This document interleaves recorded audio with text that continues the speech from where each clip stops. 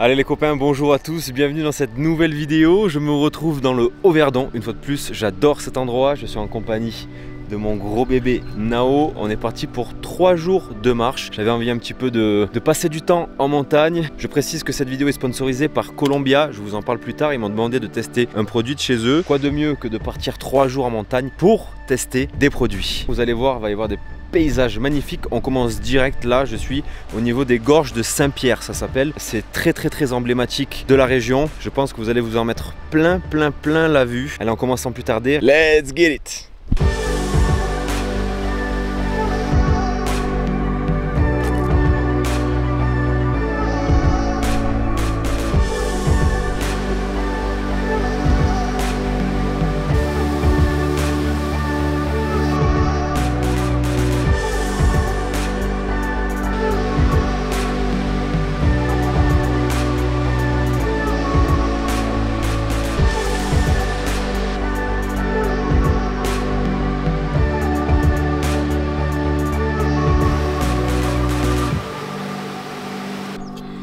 Allez, cabane de Congerman, on y est.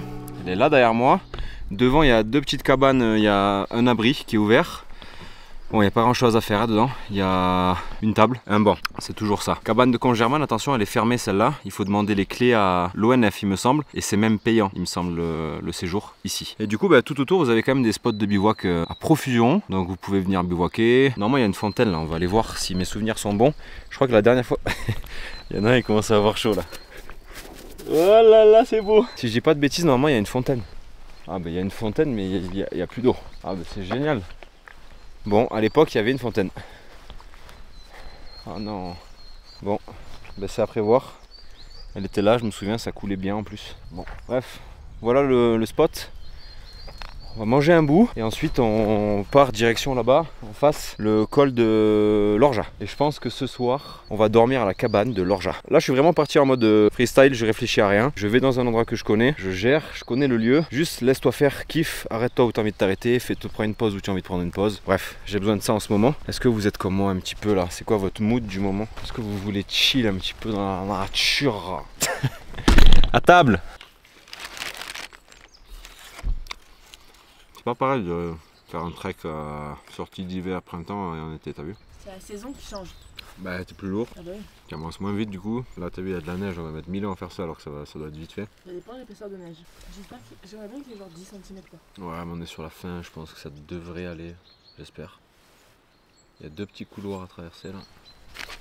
On n'est pas encore tout à fait dans la saison là.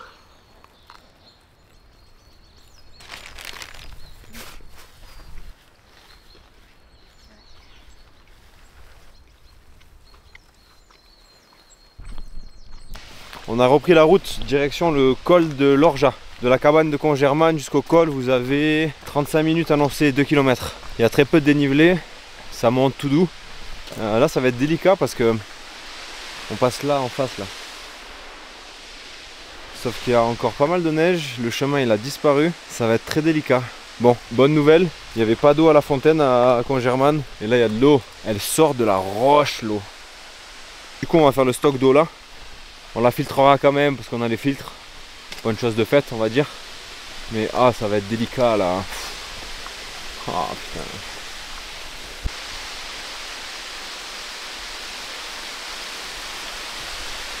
Hé hé. Ouais, let's get it.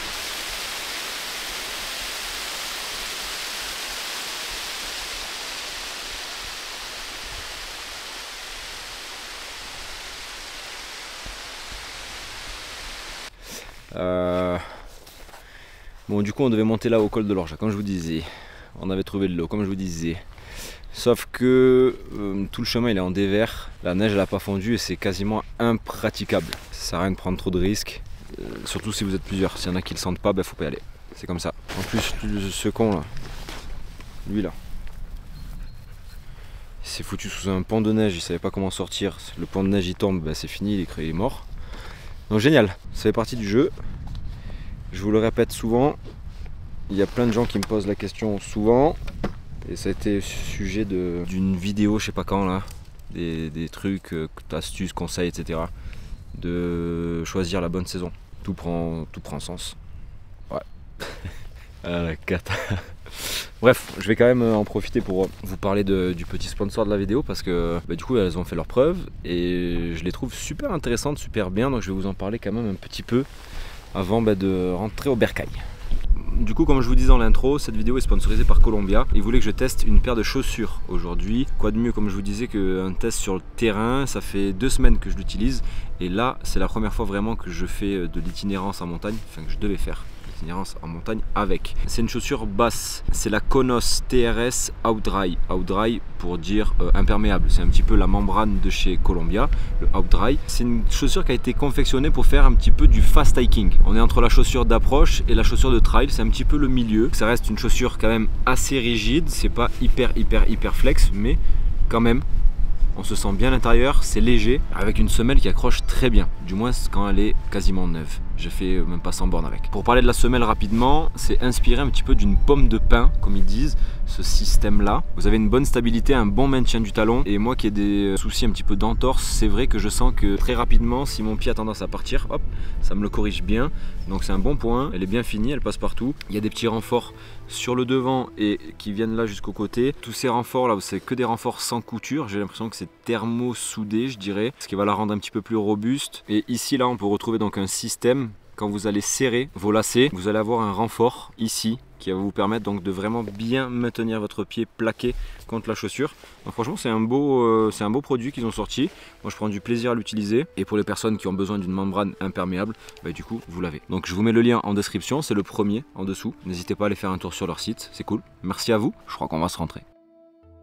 Bon, je fais le petit débrief qui est intéressant, ses capacités, chacun son envie ou pas à se lancer, à essayer de franchir des obstacles. Là, faut dire ce qui est, c'était un peu dangereux, hein. C'est de la neige de fin de saison, elle est lourde, il y a des ponts de neige. Là, elle était vraiment en dévers, elle était vraiment, c'était pentu comme ça. Le chemin, il était là. Et la neige elle recouvrait le chemin comme ça, il fallait vraiment creuser au milieu et en dessous c'était vraiment, il y avait du gaz. Bref, donc comme vous aurez compris, ça sert à rien de prendre des risques, mais du coup cette vidéo moi elle servira à quelque chose. Attention, prenez bien tous les critères en compte avant de partir en trek. Je vous ai fait une vidéo à ce sujet, je vous la mets en fiche. C'est le comble quand même que je vous propose ça et qu'ensuite je vous fasse une vidéo échec. Mais c'est bien au moins de vous montrer que déjà mes sorties elles sont pas scénarisées et de deux que je peux apporter des exemples et des arguments à ce que je vous ai dit dans le passé. Donc c'est cool. Dans ces moments là, prenez pas de risques inutiles. On évite de forcer une personne. On évite de se mettre en danger pour rien. Là, dans 15 jours, maximum 3 semaines, c'est parti quoi. On peut y aller. On est mi-avril, début mai, en dessous de 2000 mètres d'altitude. On sera large. Il y a sûrement des départements, il y a sûrement des vallées où c'est déjà le cas. Ici, dans le Haut-Verdon, jusqu'à 1800, ça passe. Et là, juste derrière où on était, vous êtes à 2000. Il y a encore de la neige et de la très mauvaise neige. Sur pas énormément. On avait peut-être 100 et quelques mètres à faire, mais ça fait pas. Ça ne fait pas. Pour les personnes qui viennent de loin, moi j'ai la chance, heureusement, j'habite pas loin.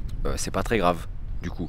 Mais pour les personnes qui viennent de loin, ça peut foutre les boules. Donc pour éviter d'être frustré comme ça là, étudiez attentivement le terrain, regardez les cartes, regardez s'il y a des gros dénivelés, s'il y a des grosses pentes, si le chemin passe par des endroits engagés à la sortie de l'hiver, surtout comme ça au printemps. Au printemps c'est le moment où vraiment la montagne se purge, donc faites vraiment gaffe. Bref, c'est beaucoup de prévention, mais comme vous voyez, tout à l'heure on est arrivé, je vous ai juste filmé l'eau qui sortait de la roche, on s'est mis dans la merde, Nao il s'est foutu sous un pont de neige comme je vous ai dit là, ça s'effondre, il finit en dessous étouffé et c'est mort, hein. Donc voilà, petit coup de stress, donc vaut mieux redescendre, pas faire n'importe quoi et revenir la prochaine fois. En plus de ça, quand ça veut pas, hein.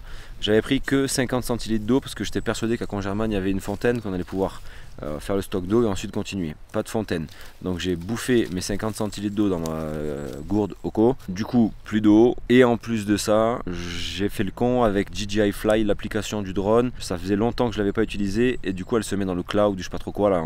Il faut la, en gros la pseudo réinstaller pour la réutiliser. Sauf que s'il n'y a pas de réseau, vous pouvez pas. Du coup, arrivé dans les gorges de Saint-Pierre, quand j'ai voulu faire des images de drone, de ces gorges de fous là, ça aurait fait des images de tarés, eh ben j'ai pas pu aller sur l'application. Donc je peux pas faire d'images de drone. Donc ça, plus ça, plus ça.